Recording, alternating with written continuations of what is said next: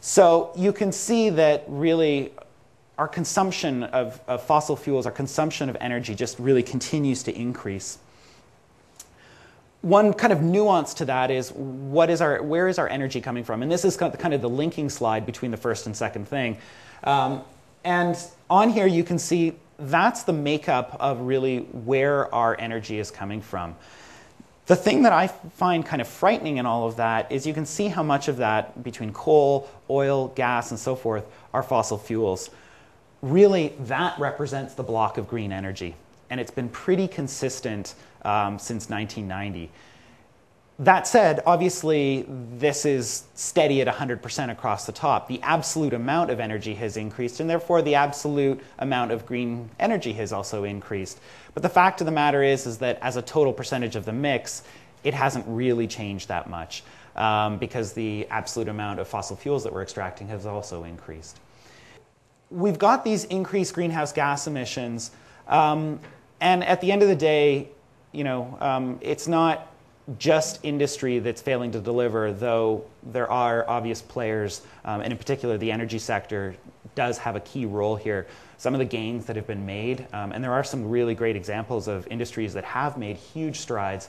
The manufacturing and construction sector has made huge strides when it comes to greenhouse gas emissions. In fact, they're well below their 1990 levels and are really to be commended on that. Conversely, you've got players in the energy sector that are way, way above that and are offsetting those gains. We're hearing it in the news. This morning I was listening to CBC and they were talking about the fact that Europe is thinking of labeling the oil sands as dirty fuels. And there is an element of that. They do take a lot of energy to produce energy, and that's just the raw numbers behind it. There are benefits to the economy, certainly, behind that, but those are the kinds of trade-offs that we have to think about, and that's really what this report is looking to. So why is this of concern to us? Well, at the end of the day, climate change, and I feel this is where I'm channeling my father who speaks about these things on a regular basis, but climate change is something that is likely to impact us. The projections out there at present are that changes are happening faster and more severely than we thought in all of our initial projections. And it's one of those challenging things because you don't see the changes. It's not like what happened in Japan with the tsunami where there's an instantaneous thing, or a hurricane with Katrina. Those sorts of things are very visceral, very tangible. And as humans, we're programmed to sort of respond to those sorts of things. With climate change, the impacts are slow. They're changing. It's an alteration, and it's something that happens over a generation. And it's very difficult to perceive because of that. But as we have increased amounts of drought, as we have situations, this is just building the body of evidence of the impacts that are really happening. Where this becomes material is when we have droughts throughout the prairies, and it affects farmers. It's where we have floods, and it floods people's homes in the Red River and in around Winnipeg. It's where it impacts the rural communities of BC when you have pine beetles that are no longer being killed off in the winter because the temperatures are not dropping. And these are the sorts of things that we're going to continue to see. And as we see more and more of them, that is the evidence of climate change building. We can't pinpoint it saying, here's the one thing. But as those impacts happen, they have real impacts on our communities, on our economy, and so forth. They have real impacts in areas like this. West Nile virus is a great example of something that's continued to kind of bleed its way across Canada. And for the applied health sciences, I think it's a really great linkage of where the environment and health sciences really begin to cross over. Epidemiology is a really,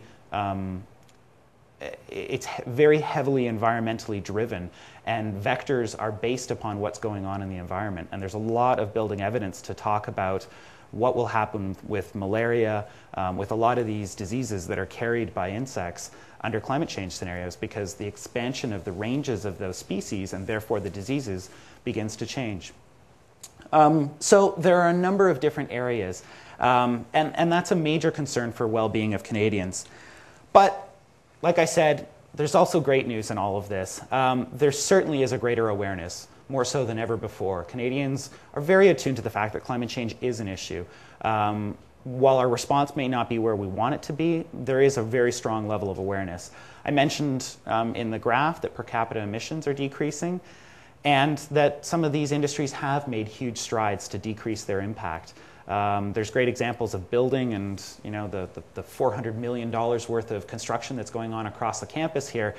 I guarantee a lot of those buildings are being built to code that far exceeds what older buildings were, and their energy levels, their consumption is going to be far, far less. Even the materials, the concrete that goes into them has been changed to be far less impactful on energy and greenhouse gas emissions.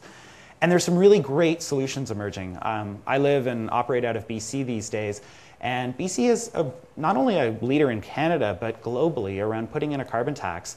And people might complain at the fact that, gas at the pumps in BC, I don't know, I think it's about $1.35 or whatever at this point. The flip side to that is my income taxes are they are the lowest in the country. And that's the trade-off that the BC government has made, has said, we're going to tax polluters and tax carbon, and we're going to take that money and funnel it back into lowering income taxes. And that benefits all Canadians and punishes the people that are polluting in terms of carbon. And so those are the sorts of solutions that we need to look towards, because they're quite progressive, and I think most people would probably be willing to make that trade-off. But those are the questions that we need to ask of policymakers. So secondly, ground level ozone. It's something that's increasing and certainly has an impact on respiratory diseases. These are the trends for ground level ozone.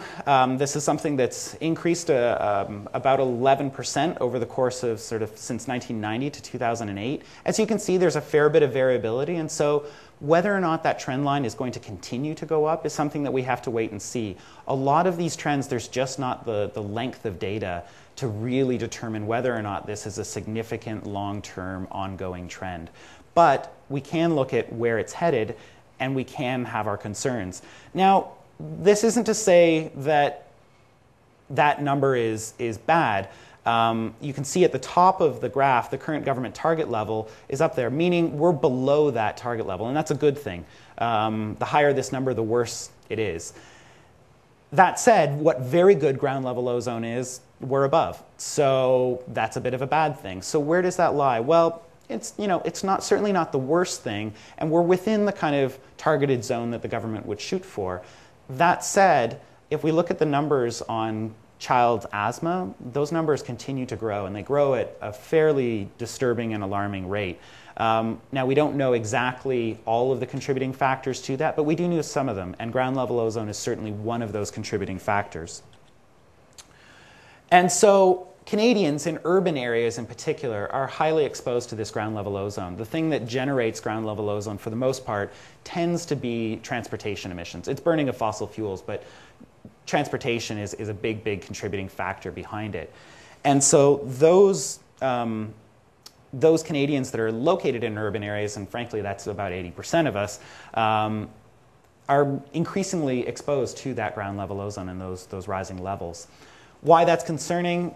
I've obviously linked to this already, the fact that asthma and respiratory diseases, and in particular for children and for the elderly. And those are the populations that tend to be susceptible to that. The good news in all of that, and I didn't put the graph in here, but I can speak to it, and it's a bit of a conundrum. In fact, the people that were, the communications team that I was working with in putting out this release were looking at it going, well, you're kind of saying that air quality is not good, but air quality emissions are good. And it's kind of like, well, how does that all connect together? And the truth is that what we call criteria air contaminants, which are kind of the precursors to bad air quality and smog, the emission levels for those in the Canadian context is actually decreasing. So while ground level ozone is going up, and that's in large part because our transportation use is going up, air quality on other levels is actually, in theory, improving. And so those are emissions of things like nitrous oxides, sulfur dioxide, those sorts of things are actually going down. Now, unfortunately, to complicate the story even further, our air quality is not just a function of what we do in Canada. There's a part of it that's controlled by that, but there's another big part of it that's controlled south of the border. The winds blow from the southwest and southeast sometimes, and those sorts of areas, there's a lot of coal-fired burning power plants in the US. And so those areas are contributing to our smog and contributing to our air pollution in these areas. And this isn't to peg things on the Americans, and love to blame the Americans, don't we? But rather to sort of say it's a joint issue. In places we contribute to their air pollution and their poor air quality, and in parts they do to ours. And so thinking about joint border issues, and this applies not only to air but to other things that we share with them like water, is a really key aspect of the policy that we have to think about.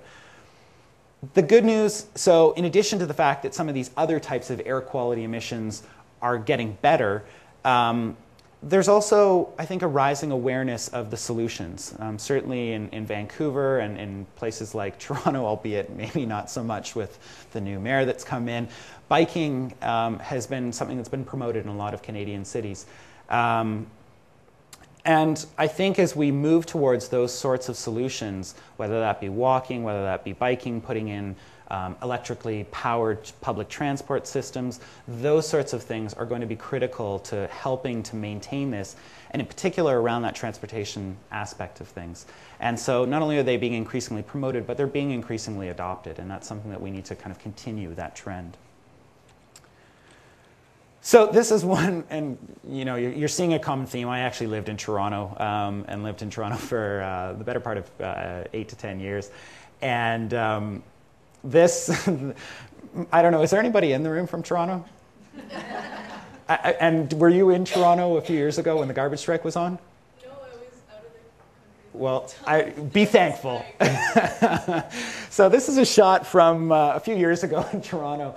And it's maybe difficult to see on that image, but it's a hockey rink, you know, the classic Canadian icon. And it's filled, and I do mean filled, with garbage bags. And when the garbage strike was on in Toronto, things got messy. Now that was, some people were quite happy about that. In particular, the raccoon and skunk populations were out of control. But while, you know, I love to see that urban wildlife is thriving and seeing that the well-being of some biodiversity is doing incredibly well as a function of this, it really not only made for an incredible eyesore, but really pointed to the fact that Canadians are prodigious producers of garbage. And it's beyond that, really. It's the fact that Canadians are huge consumers of natural resources, of natural capital. And because of that, waste becomes a major concern. These are the numbers in Canada for waste kind of creation, waste generation, and waste diversion.